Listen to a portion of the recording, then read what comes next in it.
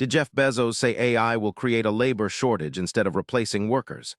Yes, he used a Paris stage to argue AI will push demand for human labor higher, not erase it, and that claim cuts against the panic shaping this debate.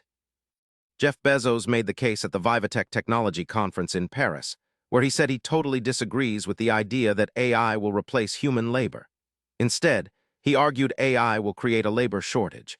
His view is unusually optimistic for a moment when many people are bracing for automation to take jobs.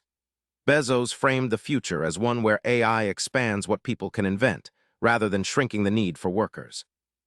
Bezos backed up the claim with a sharper line, saying, "We have an endless set of things to invent."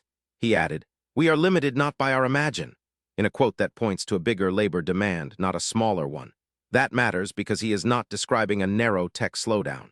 He is describing a world where the bottleneck is human imagination and execution, even as AI tools get stronger. The conflict is simple, and that is why this is spreading fast. A lot of people see AI as a job killer, but Bezos is arguing the opposite. He says the economy will still need people because invention never really stops.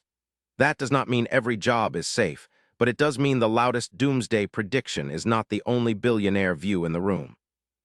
Bezos had already made a similar argument in a May interview with CNBC, so this was not a one-off line for the Paris crowd. That makes the VivaTech appearance more important, because it shows he is sticking to the same optimistic message. For now, the takeaway is clear: Bezos is betting AI will change the labor market by increasing demand for people, not wiping them out. The key thing to watch is whether other tech leaders follow Bezos and frame AI as a labor shortage story instead of a replacement story. For now, his message from Paris is simple: AI may create more work than it destroys, and that is the fight shaping this debate.